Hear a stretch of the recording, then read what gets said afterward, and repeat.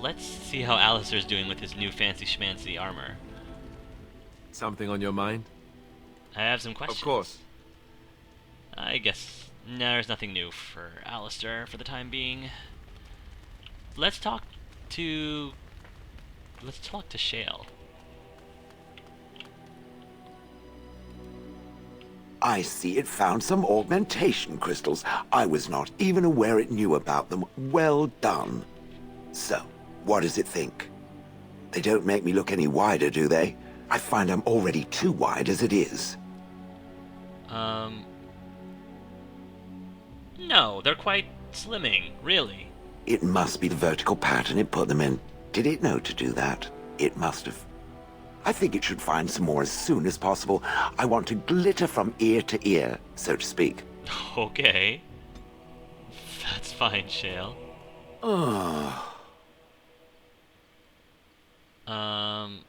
I would have expected golems to be different. Different? Different than what? Different than a statue? Different than a log? Should I talk in a monotone? Yes, master, I exist to serve the master. I shall kill for the master and only for the master. Perhaps it expected me to have a booming voice. Recite limericks.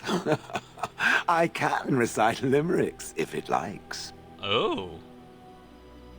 Are they dirty limericks?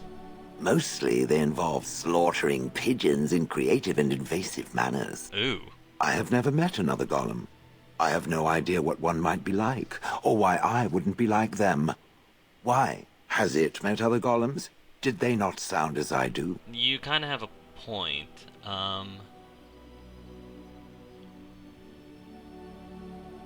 Well, being different isn't so bad. Did I say it was bad? Huh. It thinks I hang on its every word, waiting for approval. I don't know what other golems might be like, but I am already superior by virtue of my free will. This is a good thing. I think so. I agree. Being a golem would be handy. Imagine the benefits.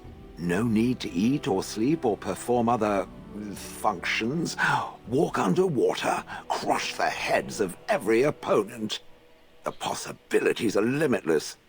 Barring the occasional 30 years or so of paralysis, there's little to compare. Now stop talking so much. The wagging of its moist little tongue is distracting. Okay.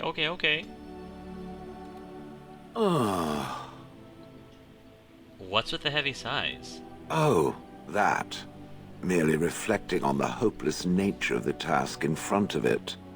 The most likely outcome is that it and its companions will become a stain on some rock for the Darkspawn to tread upon. I shall be moved to a single tear by the tragedy. Glad to know you care, at least. It's true. One single tear, and then it's off to the north, I think. Or maybe west. I haven't decided. What's that?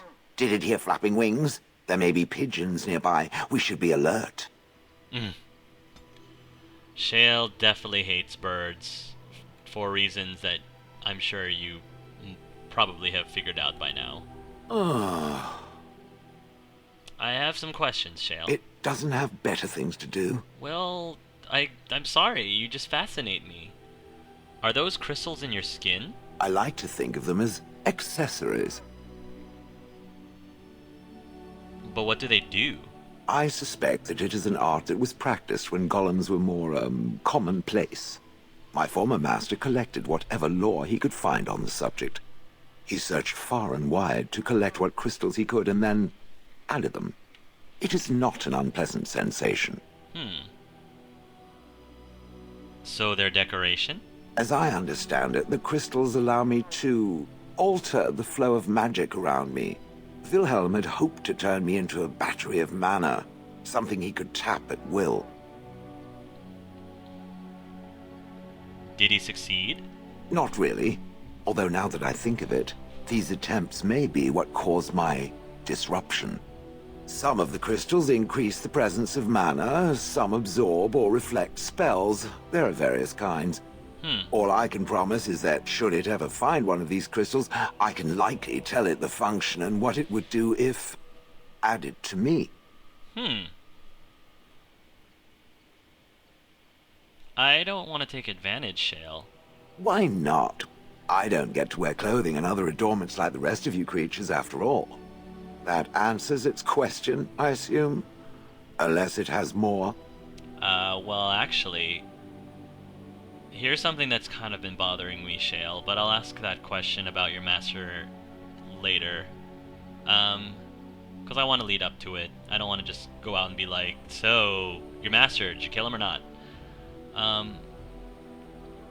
How did you end up in Hunlith? Do you remember? Oh yes, that I remember quite well. My former master, the mage Wilhelm, he brought me. As I recall, he had acquired some position with whatever lord ruled the land. I, being little more than a glorified possession at the time, was brought along. Oh, how he enjoyed impressing the villagers with me. Golem snarl at that villager there, be fearsome. And of course, I would have to do it.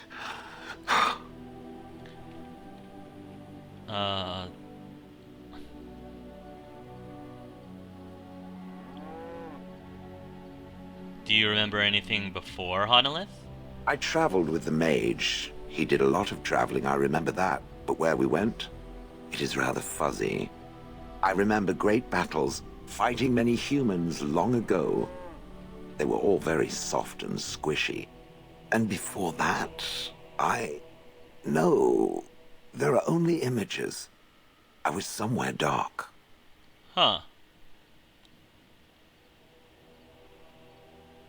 I would have thought you'd enjoy scaring humans. I'd have happily stomped them all into paste, and then ripped down their little houses and stomped on them, too. In fact, after 30 years of watching them, I'd do it twice. Ooh. What I didn't like was being ordered to do it. Dangled in front of those frightened morons like some scary thing. Once I was a statue, it took those villagers years before they'd even approach me. The first one to actually work up the nerve to touch me urinated himself. Oh. Oh, gosh. But why were you out in front of the tower? That is where Wilhelm kept me. He wanted me out in the open where I could be frightening like a scarecrow. I was supposed to watch for thieves. Pah! Plus, his wife didn't want me indoors. She said there wasn't room for me. Hag. His wife? I was once larger, 10 feet tall. Then the loathsome hag complained that I couldn't fit through the doors. So the mage had me shrunk down. Can it believe it? And she still wanted me out. With that last comment, this is a little bit of trivia, guys. The designers, the developers who made Dragon Age Origins, initially had Shale, the model for Shale, to be much larger. And the problem was Shale was too large that he couldn't fit through the doorways. And because of that, the developers had to shrink Shale down into a smaller size, the size that Shale is now. And so that conversation about the woman saying, you know, take him down 10 feet because he can't fit through the doors is actually a play on what the developers actually did in real life for Shale's character, which I thought was pretty interesting. How does someone shrink a golem? With a chisel. And a lot of nerve. Ooh. You didn't like this Wilhelm, I take it. He did love using that control rod. Fondled it so much, his wife actually threatened to throw it in the lake. Oh, gosh. I would have liked to have seen that. Which reminds me, where did it find the rod? Oh. Did it pay a great deal for it? I'm not even going to touch all the euphemisms. No. I'm just going to keep moving on. Did it pay a great deal for it? Oh, yes. A fortune, in fact. Good. Clearly, I am worth it. Yes. Just like L'Oreal. Interesting. I'm done asking about that. Good. I was just about done talking about it. It does like to have a good chat now and again, doesn't it?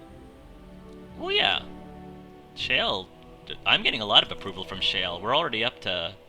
Alright, well, up to 15. Not as high as I thought. I have some more questions, Shale. It doesn't have better things to do. Yeah, well, you're fascinating, like I said. So you watched that village day and night for years? I do not sleep, so yes, and I thank it for reminding me. Try to imagine, if it will, what it would be like to be surrounded by nothing but boring peasants, all oblivious to it. Sounds like you're a bit of a voyeur. Oh, yes.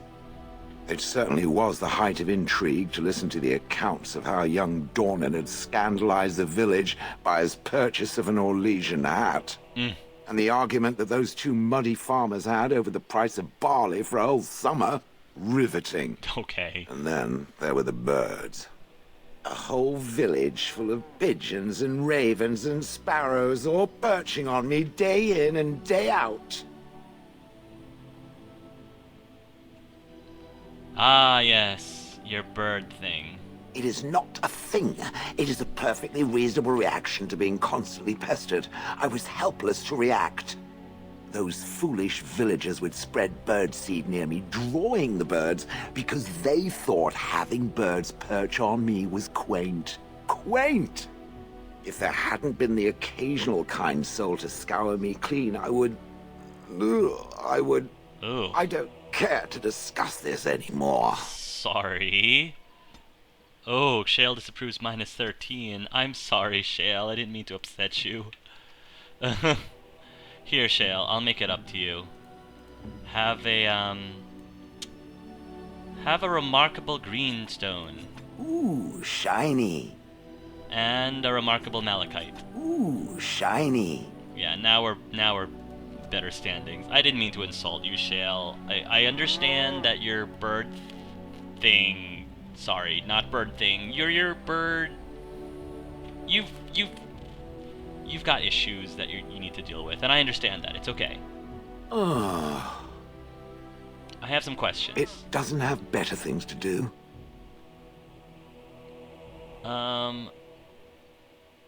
You don't seem to like humans much. That is true. I do not. I'm not interested in getting into a discussion on the subject, however. Ask another time. If it is done asking overly obvious questions, let us find some humans to throw off a cliff, or something. Fortunately, Angelus is not a human. It doesn't have better things to do. How did Wilhelm come to acquire you? That part I know, as Wilhelm often bragged about it to whomever was willing to listen to him. He claimed to have found me in the deep roads. I was in the ruins of a Tig, he said, deactivated, with my control rod not far away.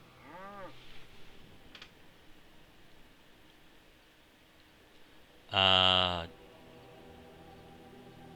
you know where in the deep roads this was? No. That secretive bastard refused to tell me. I would ask and ask, but no. He used to say that one day, if I were compliant and didn't talk back at his wife, he would take me there and I could look around myself. Rotten, lying bastard. If I had his head in my hands now, I would squeeze it like a giant lemon. Squish. So... you don't know why you were there? I think I remember a battle. It was long before, and then there was darkness. Bah, in short, no, I do not remember why I was there. It makes no difference. What was Wilhelm doing in the deep roads? It was a hobby of his, scavenging. One of the reasons he traveled so much is that he was looking for entrances into the deep roads, old places the dwarves had long forgotten. And then he would sneak down and search for magical treasure, before anyone was the wiser. Wouldn't that have been dangerous? Indeed. He had spells that allowed him to remain hidden and move quickly, but he had no defense against the blight, and worried constantly that he would get sick. If any darkspawn showed themselves, he fled. More often, he would have to fight other scavengers, dwarves who had become tainted. In the end, it killed him. I mean, he found me there, right? Huh. So if he hadn't found you... I wouldn't have had to put up with the twit, and I would be none the wiser. I don't think I was aware while I was there. Not like in the village. Or perhaps I was.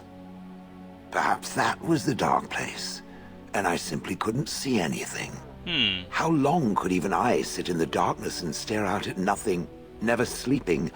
Oh, I do not wish to think of that. Yeah, that's kind of depressing. I don't know. I would be bored to tears if I was, just stuck in the dark, and probably would go mad if I was stuck in the dark for years and years and years. Let's move on. On then. Alright, now... Oh, good.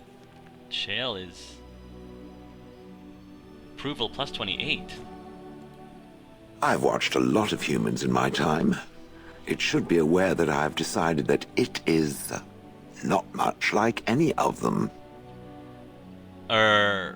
Because I'm not human? Oh, it's not just that. Well, I'm sure that's part of it, but it's not only that. Surely it must come from some superior lineage, yes? Some breed of flesh creature that has decided to elevate its genetic stock above its natural shortcomings? Superior lineage? Sure. We alienage elves are just better that way. Then that must be it. The humans have always spoken about elves being inferior, but obviously this is their own stupidity talking. I would appreciate if it didn't spread around that I said anything. Humans might start to get the wrong idea. They might start thinking their race is not completely hopeless. Oh, Shale. Shale, I like you. I like you so much. Okay, this is great. Shale and Angelus have officially bonded. Officially, that's great. And we wouldn't want that now, would we? Indeed.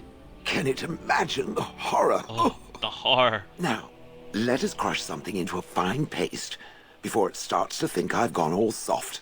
Perish the thought. Indeed, perish the thought, Shale. Perish the thought. It speaks. I have some questions. It doesn't have better things to do. One more. Now that we've bonded a little, Shale, I think I can actually ask you this semi-personal question. Shale, I'm told you killed your former master. Did I not already tell it that I do not remember doing such? I remember having a master. My memories of what happened to him are vague. Vague, but not non-existent. Clever and true. Oh, very well. Let me see what I can recall. Please. My former master enjoyed experimenting upon me. I remember that much. There was tinkering with spells, and then the crystals. He was very eager to alter my function, I think. Alter you? Why? You're fine as you are. Flattery, and obvious flattery, too. I feel warm and fuzzy inside. He possessed my control rod, and back then, it would have prevented me from doing anything he did not command me to, no matter how I might have wished to. So what happened? I am unsure. He was experimenting, and then nothing. So he hit the kill me button by accident? Oh, ho, ho. It does like to laugh, does it? But who knows? I may have such a thing. Ooh. And then he was gone. I was standing where I was, in the village, and I could no longer move. The villagers came, poked and prodded me in fear, and then realized they could neither move me nor destroy me, so they simply left me. And in time I forgot I hadn't stood there all along.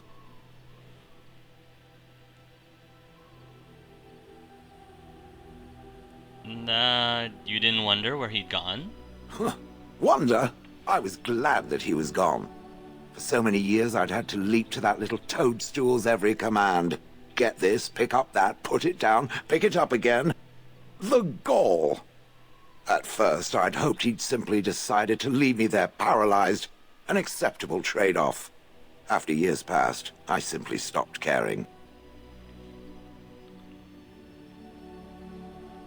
Maybe it has something to do with your crystals. Possibly. Except that he was not experimenting with the crystals at the time, I think. But my memory is not good. It may be correct. Whatever the mage did seemed to render the control rod useless. for which I should be thankful, yes? And provided it doesn't decide to copy his experiments, not that I would allow it, it is nothing to fear from me. Much. That's comforting. Sounds good to me. The things that it fights, and it fights things often, that is a different story. Let us get back to the walking and the fighting. My stone is beginning to itch again. Shale approves +4. Very good.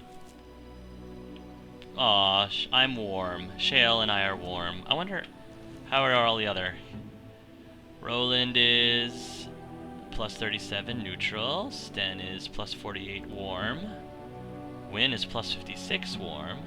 Sky is loyal. Approval +100, of course. He's my dog. Of course he's loyal. Alistair is +39 warm. Leliana is +35 warm. And Morgan is +47 warm. So Zevron is we just started talking. Zevon is still +21 neutral, but we're starting to, our friendship with my party members is definitely getting better and better.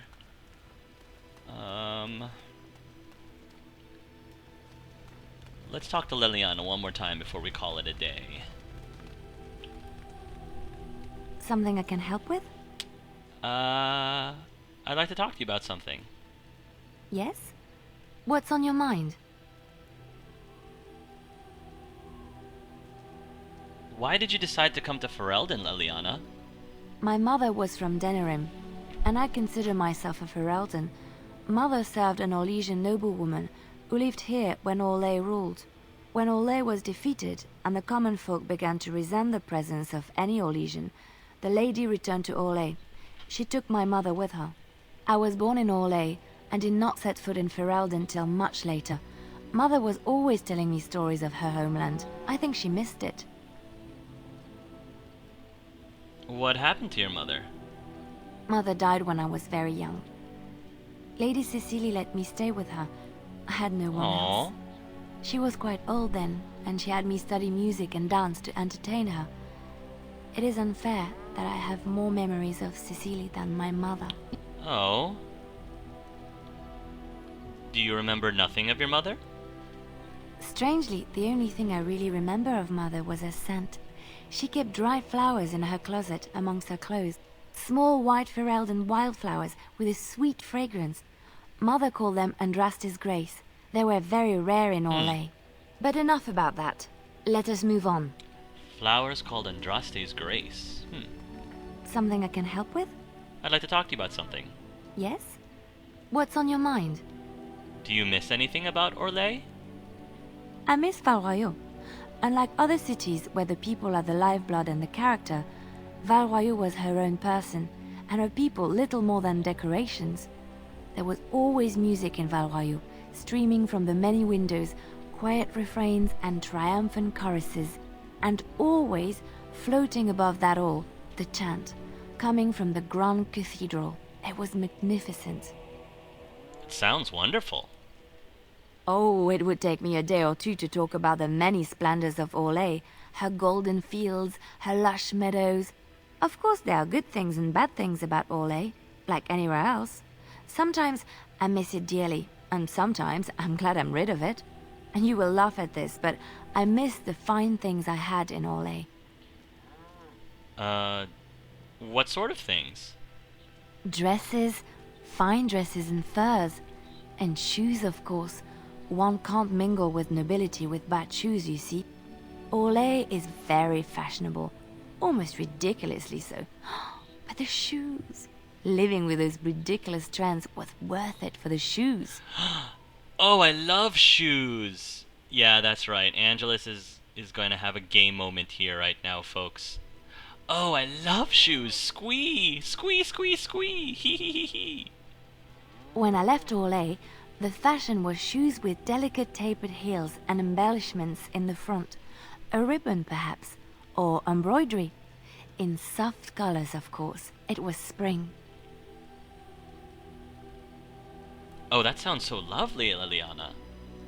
I had my eye on a pair my shoemaker was working on. It was covered in pale blue silk with amber beads on the toe. The shoes made in Orlais were exquisite. Not at all like these clunky fur-lined leather boots you have in Ferelden.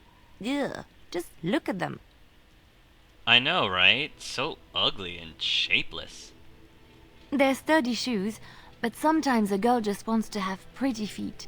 Oh, I could talk about shoes all day, but we have things to do, don't we? Something I can help I with? like talking with you, Leliana. Let's keep chatting. Yes? What's on your mind? I heard that in Orlais, minstrels are often spies. Where did you hear this? Oh, that tone. It was very subtle, but the way she said that was, you could tell that she was a little, slightly defensive. Which again goes to show about the talent of the voice acting in this game. Great attention to detail and the subtleties of their dialogue. Angelus would not have read it in a history book. Someone told me this a long time ago. And you believe everything you hear? Not all minstrels are spies. Most are just singers and storytellers. But some of them are what we call bards. What's the difference? Many use the two words minstrel and bard interchangeably, but to do so in Orlais would cause misunderstanding. Bards are minstrels and more. Spies, as you say. Some say there is a bard order, but I don't think this is true. Many bards work alone or in small groups, doing the bidding of a patron who pays for their services. If there is an organization behind it all, no one knows who they are. What sort of services does a bard offer? What do you think? They infiltrate, steal, sometimes assassinate? It depends on the bard. In Orlais, there is much rivalry amongst the highborn. They fight over land, influence, and the favor of the Empress. But they cannot do this openly because it is impolite, and in public, they wear smiling faces and pretend to be civil. In secret, they plot and scheme to destroy each other. It is a game completely meaningless to anyone but its players. I knew it. You're not just some innocent sister. I have revealed too much, it seems, but it doesn't matter what I used to be. It is the past. So Leliana used to be a spy. I can definitely see that.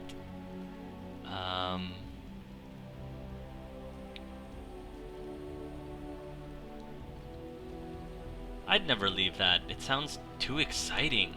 The excitement of the life wears off very quickly, I'm afraid.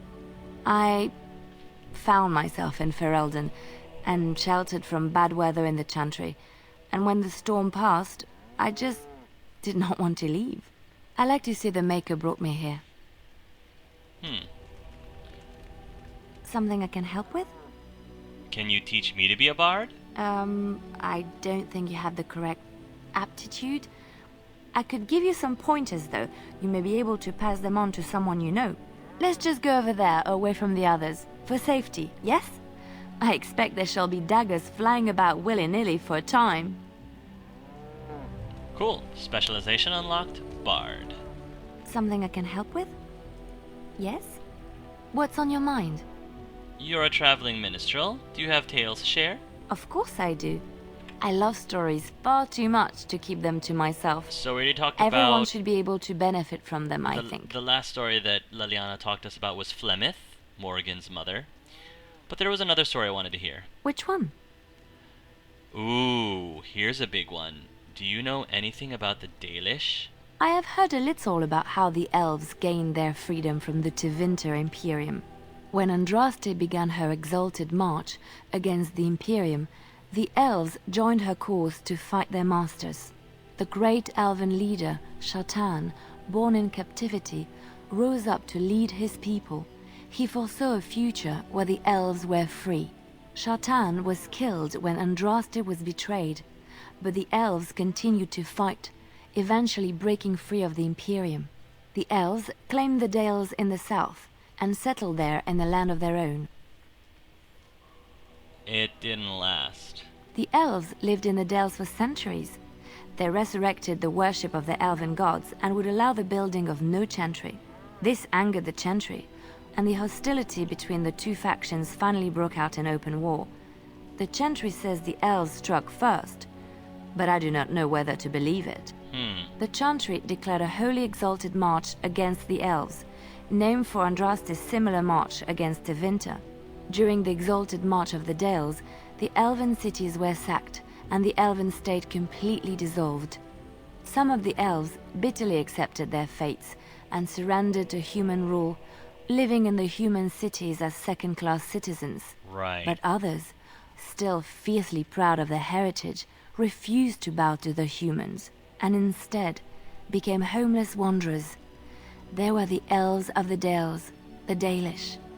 Huh. Alright, well, let's move on. A very interesting history lesson. That's another great thing about Leliana, is she really shows you how rich the Dragon Age Origins universe is, both culturally and historically and geographically. Alright, so we did a lot already today, folks, so thank you for joining me, and until next time, love yourselves, and love each other.